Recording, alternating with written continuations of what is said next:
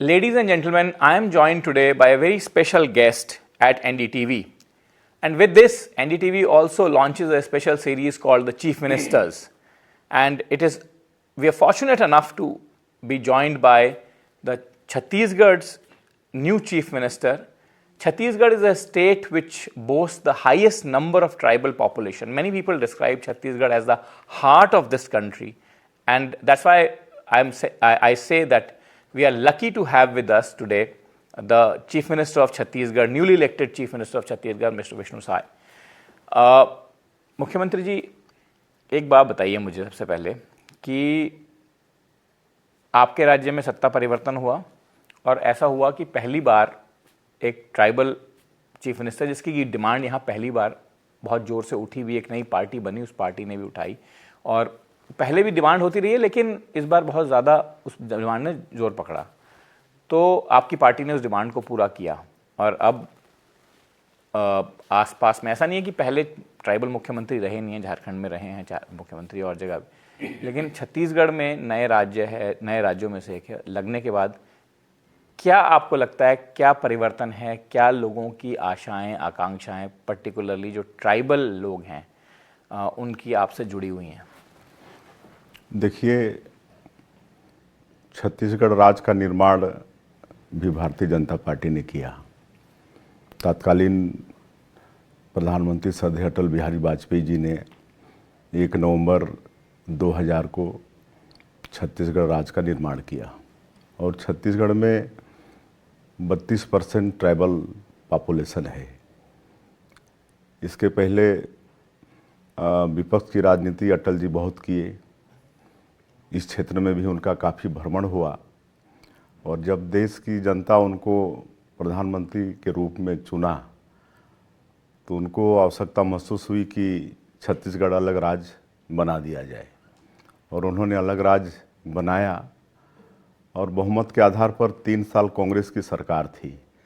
लेकिन जब पहला चुनाव आया छत्तीसगढ़ में विधानसभा का, तो छत्तीसगढ़ की जनता ने भारतीय जनता पार्टी को चुना और लगातार 15 वर्षों तक भारतीय जनता पार्टी की सरकार रही। डॉक्टर रमन सिंह जी मुख्यमंत्री रहे और एक बहुत बड़ा विश्वास अनुसूचित जनजाति वर्ग का भारतीय जनता पार्टी को मिला और 15 वर्षों के दौरान में भी भारतीय जनता पार्टी की सरकार ने ट्राइबल लोगों के हित में बहुत अच्छा काम सरकार ने किया।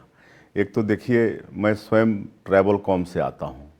यहाँ पहले भूखमरी होती थी, लोग भूखे मर भी जाते थे, बच्चे उपवास होते थे। लेकिन जब छत्तीसगढ़ में भारतीय जनता पार्टी की सरकार बनी तो सस्ते अनाज पीडीएस व्यवस्था यहाँ पर लागू हुई और हमारी सरकार ने पहले 3 रुपया किलो में, फिर 2 रुपया किलो में, फिर 1 रुपया किलो में चावल देना प्रारंभ किया, जो आज भी चल रहा है। और छत्तीसगढ़ की पीडीएस व्यवस्था पूरे देश में ही ये व्यवस्था विख्यात हुई। तो सबसे ज़्यादा इससे पीड़ित तो अनुसूचित जनजाति के लोग ही रहते थे, काहे कि वो सुदूर अंचलों में रहते थे। तो एक बड़ा विश्वास भारतीय जनता पार्टी के प्रति इस कौम का बढ़ा और 15 वर्षों में मतलब हर क्षेत्र में अच्छा काम हुआ।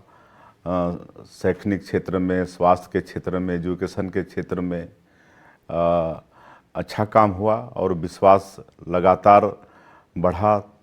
15 साल तक हमारी सरकार बनी। लेकिन पिछले 2018 के चुनाव में कांग्रेस पार्टी का बहुत लोकलुभावन जन घोषणा पत्र आया, जिसके कारण थोड़ा ये कौम पार्टी से दूर हुआ। लेकिन 5 साल में ही कांग्रेस पार्टी की सरकार की असलियत इस समुदाय को पता चल गया और जब 2023 का चुनाव आया तो भारी समर्थन अनुसूचित जनजाति वर्ग का भारतीय जनता पार्टी को मिला और कुल 29 सीट में से 17 सीट ट्राइबल की सीट भारतीय जनता पार्टी को मिली और एक जनरल सीट में से भी एक ट्राइबल जीत के आया। तो इस तरह से आज 18 एमएलए भारतीय जनता पार्टी के हैं और आज एक कौम जानता है कि जितना मान और सम्मान भारतीय जनता पार्टी ने इस कौम का किया है। आज देश का जो सर्वोच्च पद है महामहिम राष्ट्रपति का, उसमें भी इस कौम की एक महिला श्रीमती द्रौपदी मुर्मू विराजमान है। और श्रद्धेय अटल बिहारी वाजपेयी जी जब प्रधानमंत्री थे तो उन्होंने इस कौम के समुचित विकास के लिए भारत सरकार में पहली बार आदिम जाति कल्याण मंत्रालय का गठन किया। और चाहे भारत सरकार हो, चाहे 15 साल की हमारी यहाँ की सरकार हो, और भी कई योजनाओं के माध्यम से अनुसूचित जनजाति वर्ग का भला किया। तो इस तरह से आज पूरी तरह से अनुसूचित जनजाति वर्ग भारतीय जनता पार्टी से मतलब जुड़ा हुआ है। मुख्यमंत्री जी, इतनी हमारी बात हुई ट्राइबल पॉपुलेशन को लेकर के, तो एक सवाल मैं और पूछता हूँ आपसे, वो ये कि एक बड़े समय से ये कोशिश और बड़े समय से ज़रूरत भी महसूस की जा रही थी कि जो कम से कम हिंदी हार्टलैंड है, छत्तीसगढ़ भी जिसका हिस्सा है, यूपी बिहार हिंदी हार्टलैंड के बड़े राज्य हैं, छत्तीसगढ़ भी उसका हिस्सा है, मध्य प्रदेश भी, इसमें एक ट्राइबल लीडरशिप डेवलप होनी चाहिए। कहीं ना कहीं ऐसा हुआ है कि आज़ादी के इतने सालों के बावजूद भी, जबकि हम देखते हैं कि शेड्यूल कास्ट में वो लीडरशिप डेवलप हुई और उनके मुख्यमंत्री भी रहे, जिसका कि एक प्राइम एग्जाम्पल मायावती जी हैं, पर शेड्यूल ट्राइब्स में वो लीडरशिप उतनी डेवलप नहीं हो पाई। तो एक पहले द्रौपदी मुर्मू जी को प्रेसिडेंट लगाना, राष्ट्रपति लगाना, फिर अब आपको एक मुख्यमंत्री लगाना छत्तीसगढ़ जैसे राज्य में जो पहले नहीं लगा था, और जहाँ पे और बाकी जगह ऑप्शन है। तो क्या आपकी पार्टी एक नई ट्राइबल लीडरशिप डेवलप करने की कोशिश कर रही है? इसको हम ऐसा मान के चलें? देखिए, हमारी पार्टी और हमारे यशस्वी प्रधानमंत्री का ध्येय वाक्य है कि सबका साथ, सबका विकास और सबका विश्वास। सभी वर्गों के विकास में पार्टी विश्वास रखती है।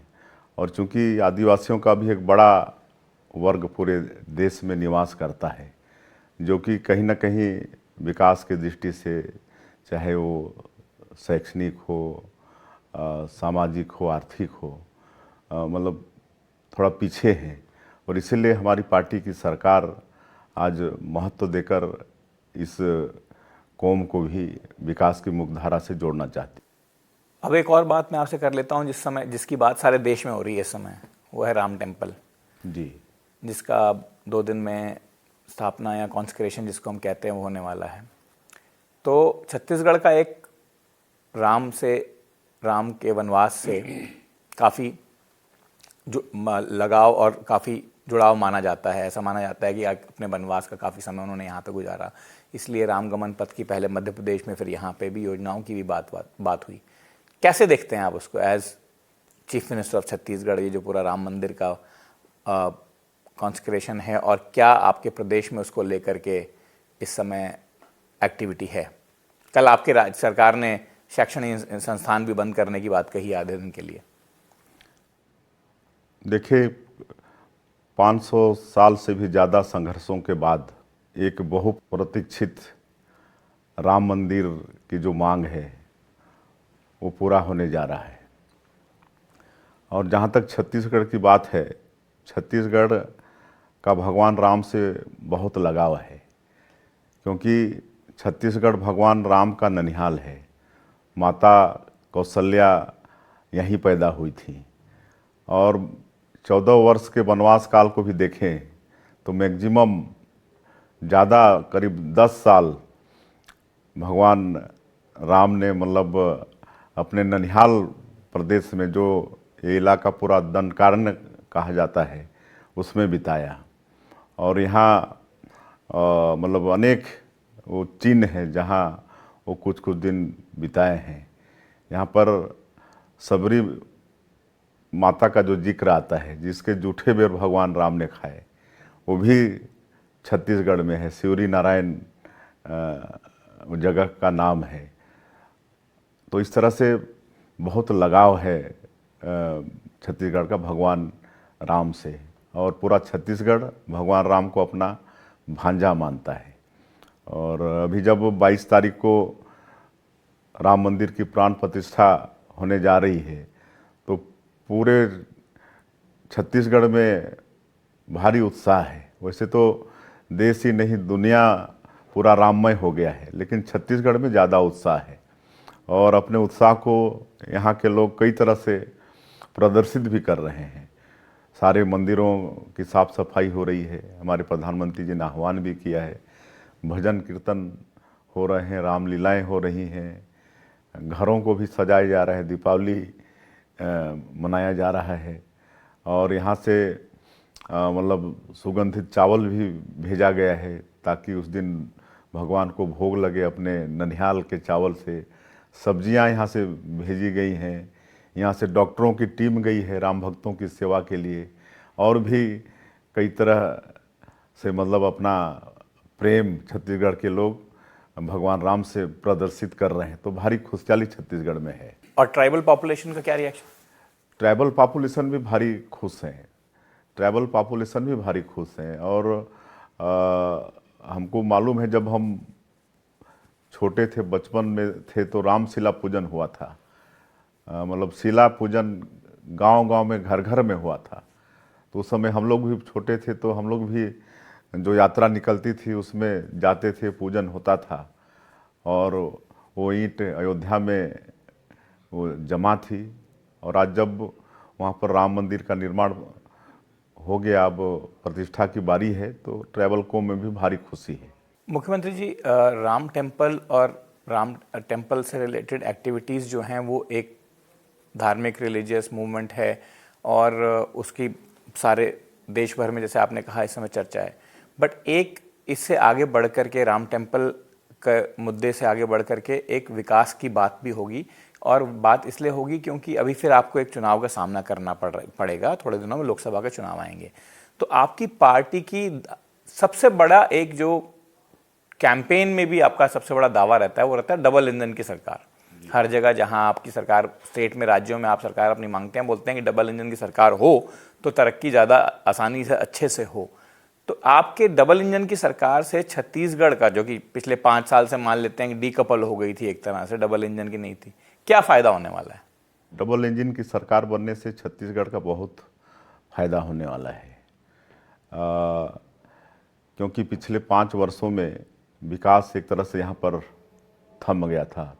छत्तीसगढ़ के अंदर में करप्शन बहुत बढ़ गया था, लाइन ऑर्डर यहाँ की चरमरा गई थी और जो केंद्र पोषित योजनाएं गरीबों के लिए भी थी वो भी यहाँ पर रोक दिया गया था।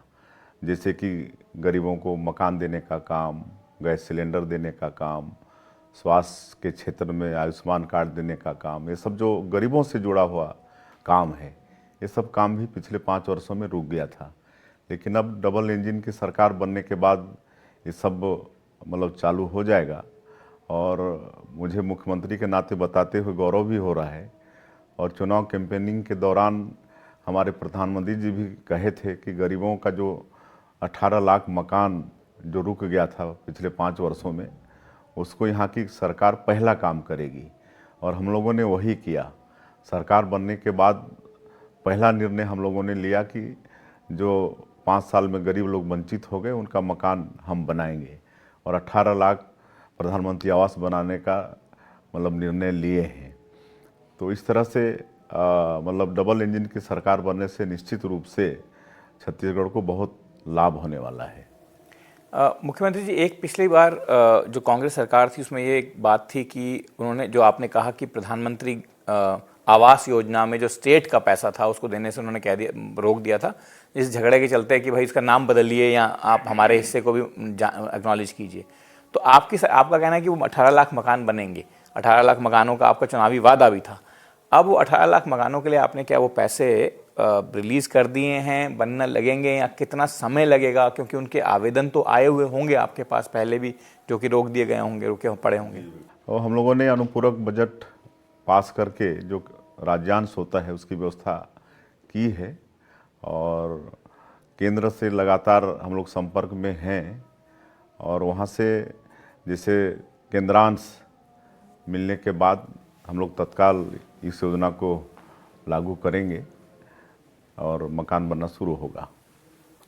मुख्यमंत्री जी, एक अभी हाल फिलहाल में ही रिपोर्ट आई है और उस रिपोर्ट से वो सारे देश भर के बारे में बात करती है, बट और बहुत सारे राज्यों के में उसका खास असर है, जिसमें ये कहा गया है कि लड़कियां जो हैं, वो कन्याएं जो हैं, वो डिजिटल डिवाइड के चलते जो डिजिटल एक्सेस है, जैसे आईपैड है, लैपटॉप है, मोबाइल फ़ोन, इस तरह की जो चीज़ें हैं, उनको नहीं मिल पाता है, और इसकी वजह से उनकी पढ़ाई जो लड़के कर पाते हैं उस तरह की नहीं हो पाती है, ऐसे एक रिपोर्ट में कहा गया है।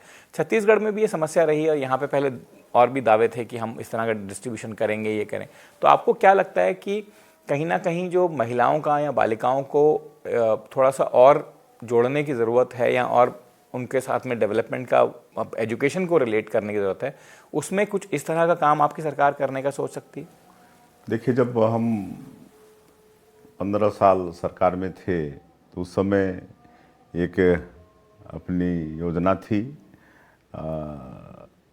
मोबाइल हैंडसेट लोगों को दे रहे थे, और वो बंटना शुरू हो ही गया था, और फिर चुनाव की घोषणा हो गई और सबको बांट भी नहीं पाए।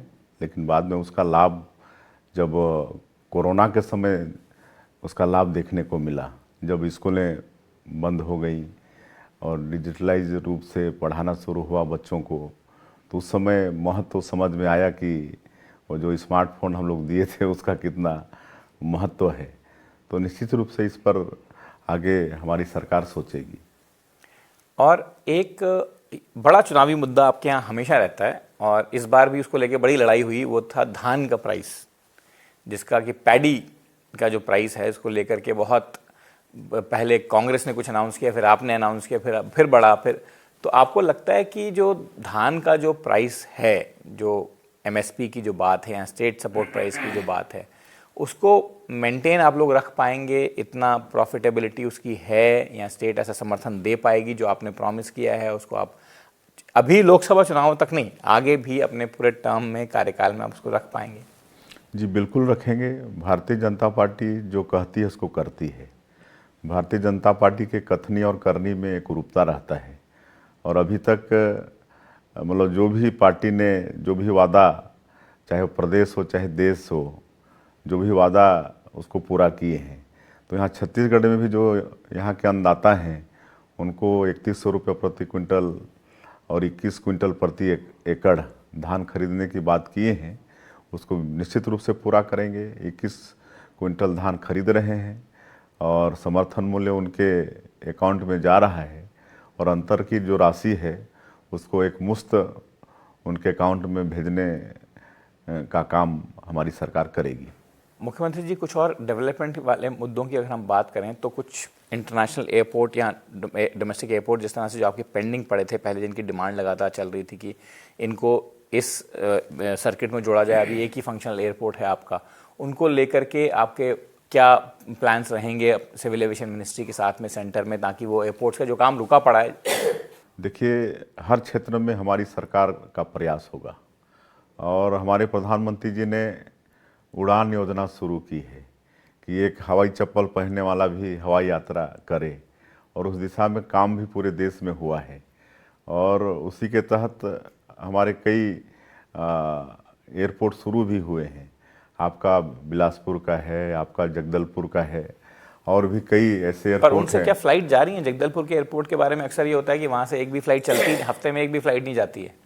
नहीं, बिलासपुर से तो फ्लाइट जा रही है और जगदलपुर से भी जा रही है, लेकिन और थोड़ा आवश्यकता है, और इसके लिए जो हमारे मंत्री हैं उनसे ज़रूर चर्चा होगी, और हम चाहेंगे कि मतलब हमारे छत्तीसगढ़ के लोग भी अधिक से अधिक हवाई यात्रा कर पाएँ, और जहाँ तक रायपुर को इंटरनेशनल वो बनाने की बात है, उस दिशा में भी हमारी सरकार सोचेगी। और एक बात मुझे मुख्यमंत्री जी बताइए, आप ही ने कहा अभी कि आपकी कथनी और करनी में कोई फ़र्क नहीं है, आपकी जो भाजपा पार्टी है वो जो कहती है वही करती है। तो चुनाव के दौरान महादेव ऐप के भ्रष्टाचार के एलिगेशन और महादेव ऐप से लेके जुड़ी हुई गिरफ्तारियां काफ़ी सारी हुई, और ईडी का भी काफ़ी छापामारी हुई, सब कुछ हुआ। तो उस समय प्रधानमंत्री जी का ये दावा था कि जिन जिन लोगों ने ये पैसा लिया है, जिन जिन लोगों ने ये पैसा खाया है, जिन जिन लोगों ने इसके पीछे भ्रष्टाचार में लिप्त रहे हैं, उनको हम छोड़ने वाले नहीं हैं। तो अब क्या कार्रवाई स्टेट गवर्नमेंट जो है पूरी ट्रांसपेरेंसी से करेगी उसमें, ताकि जो लोग असल में गिल्टी हैं, कई यहाँ पे कई लोगों का करोड़ों रुपया गया है, कई निर्दोष लोगों का करोड़ों रुपया गया है, तो उसकी सज़ा तो मिलनी चाहिए। बिल्कुल बिल्कुल। और उस दिशा में हमारी सरकार प्रयास भी शुरू कर दी है। जैसे चुनाव कैंपेनिंग के दौरान पीएससी घोटाले की जांच की बात हुई थी, हमारे प्रधानमंत्री जी ने कहा था, और मुझे गौरव हो रहा है बताते हुए कि हम लोगों ने ये डिसीजन ले लिया है कैबिनेट में, और इस घपला को मतलब सीबीआई को सौंपे भी हैं। और बाकी और भी बहुत यहाँ पर पिछले 5 वर्षों के दौरान में घोटाले हुए हैं, सबकी जांच होगी, चाहे वो महादेव हो, और दोषीदार जो भी लोग हैं कोई बख्शे नहीं जाएंगे। और आपके राजनीतिक विरोधियों का कहना है कि ये सब जो है उनकी सरकार को गिराने की और उनकी सरकार के खिलाफ साजिश थी एक तरह से। वो तो लोकतंत्र में सबसे बड़ी अदालत तो जनता का होता है ना, और जनता की अदालत में वो कहाँ पहुँच गए वो मालूम है। तो आपको लगता है कि जो आरोप लगे उनकी सच्चाई को जनता ने स्वीकार किया एक तरह? जी बिल्कुल बिल्कुल। जनता आज बहुत जागरूक है। आज भ्रष्टाचार इतना बढ़ा कि आज भी उनके कई लोग जेल के अंदर में हैं। कोल घोटाला में है, आपके शराब घोटाला में हैं, और भी कई घोटाले में अंदर हैं। आज तक उनका बेल भी नहीं हुआ है। मुख्यमंत्री जी, हम इसको इंटरव्यू को ख़त्म करने के तरफ आ गए हैं। पहला इंटरव्यू आपके साथ है, इसलिए आपको ज़्यादा लंबा नहीं रोकूंगा। तो फिर से एक बार राम टेम्पल की तरफ चलते हैं, राम टेम्पल की बात करते हैं।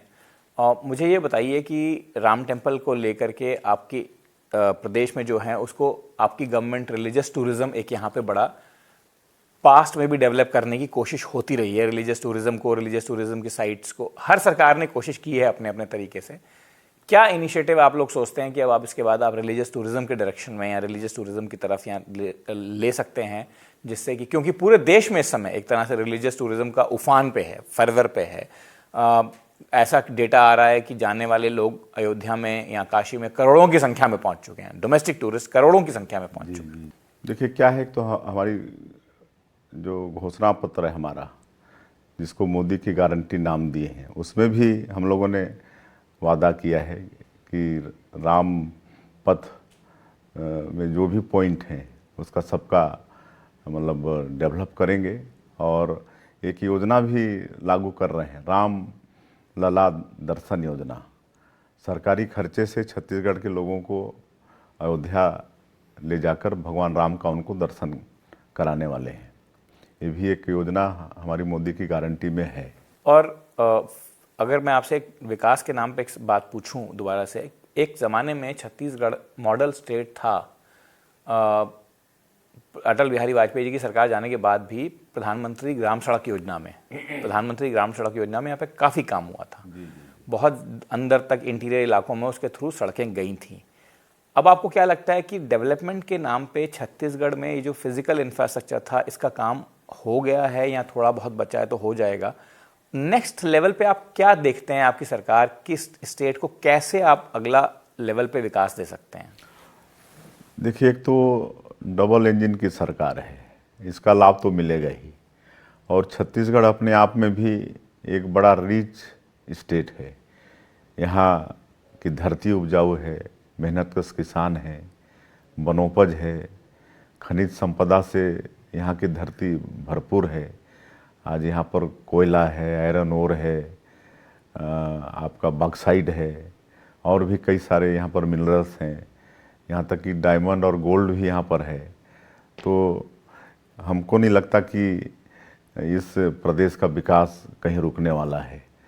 यहाँ पर नीति ठीक होना चाहिए और नियत ठीक होना चाहिए। बाकी ये प्रदेश बहुत आगे विकास की दृष्टि से जाने वाला है।